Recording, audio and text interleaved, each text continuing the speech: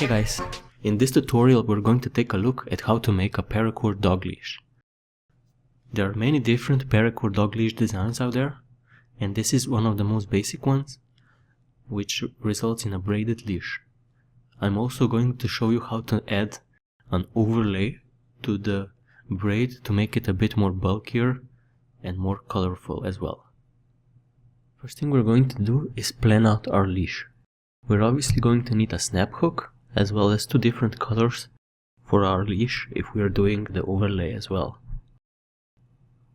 Now at the top of the leash we're going to also make a loop for our hand so we can hold our leash, and we need to take into account that the snap hook as well as the loop that we're using for the leash both add to the final length of our leash.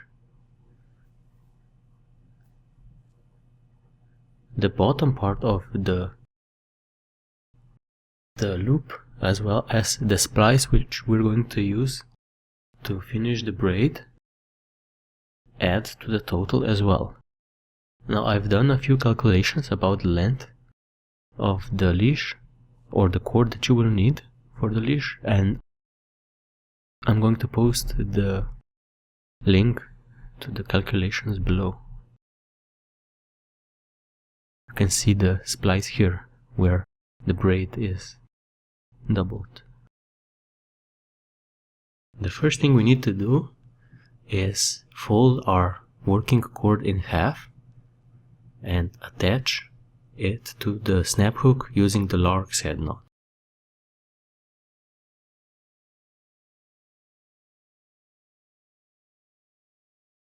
We're going to do this with both cords that we're going to use for the base, and I'll be back when I've done this as well.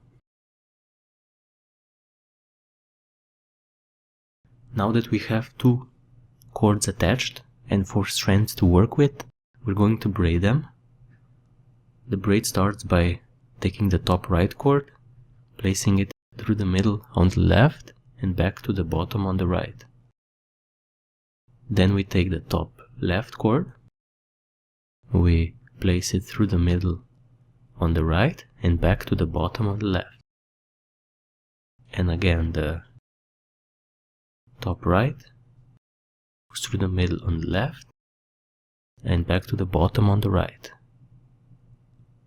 And again the left goes through the middle on the right and back to the bottom on the left. It is a 2-step process, and after you've done a few, you need to pull on each of the cords to tighten up the braid. This is especially important at the start, so it gets a bit of a nicer look to it. And after that, we're simply going to continue our braid.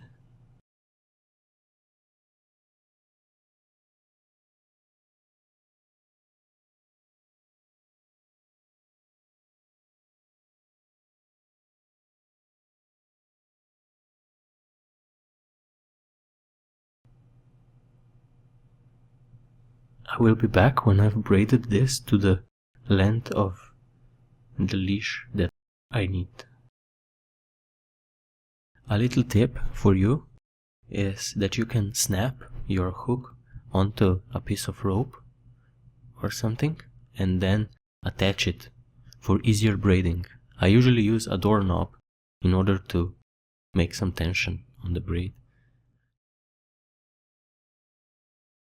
Once you've braided the braid until the length that you want and you have about half a foot left, we're going to secure the braid through the use of a crown knot, but you can also use the duct tape if you don't want to use a crown knot.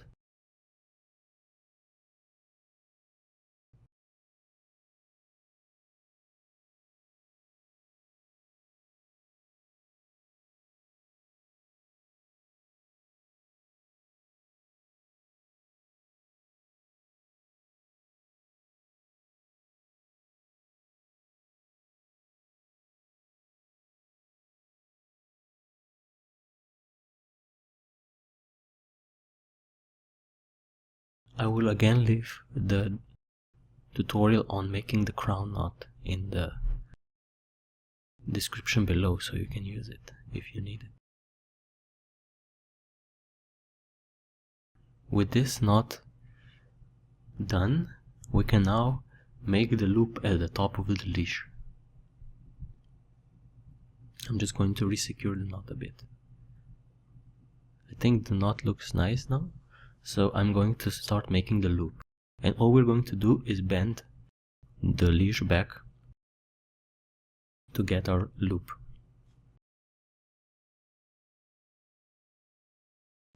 At this point, we have 4 cords at the end, and we have 4 cords which we braided.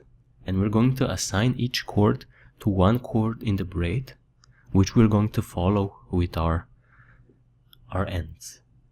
And this is basically a simple splice. I'm going to use a lacing needle to make my job a bit easier. So I've attached the lacing needle, and now I'm going to simply start following one of the cords. Basically, I'm going to double up the braid for a little while to secure this loop at the top.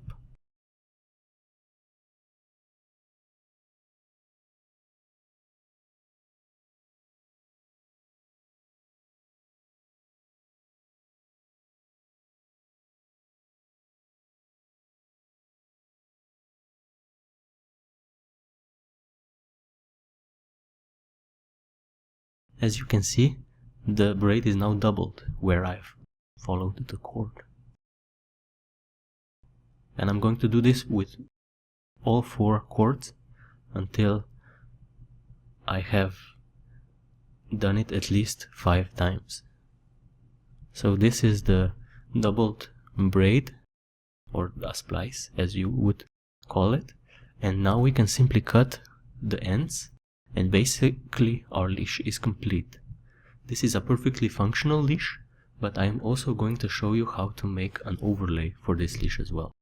To start our overlay, we're going to attach 2 additional cords to the snap hook. This gets a bit messy at the top, so you're going to need to find a method that works well for you.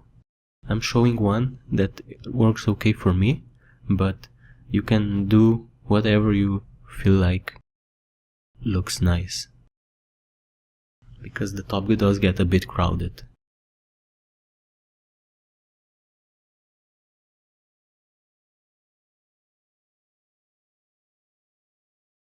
Basically, I'm making a variation of a lark's head knot here. And once we've secured the basic cords needed for the overlay, we're again simply going to braid them the same way we did the first layer, which means the top right goes through the middle on the left and back to the bottom on the right, and the top left goes through the middle on the right and back to the bottom on the left.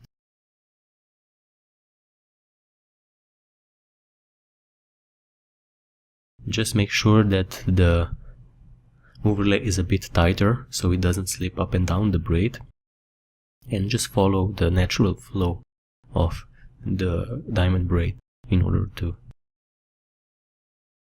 lock in your braid.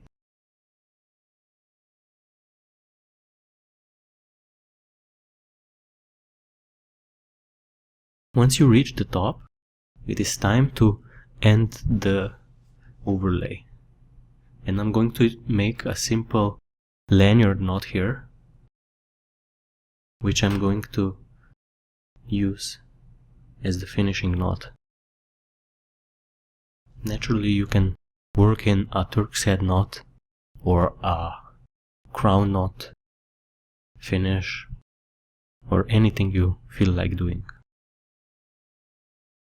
I'm just showing the lanyard knot here because it's a simple way to finish the leash. And I'm going to again leave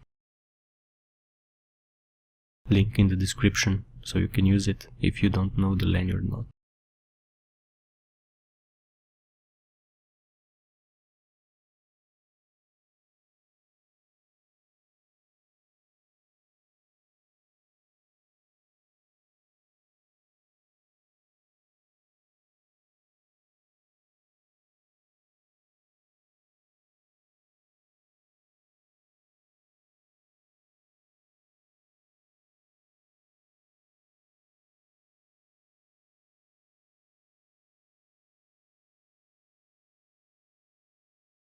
Once we've tied the lanyard knot, we're also going to feed the loop at the top. So the lanyard knot is going to wrap around the leash. And now all we need to do is tighten up the lanyard knot and adjust it a bit. I've done my lanyard knot, and all there's left to do is to trim the ends and the leash is complete.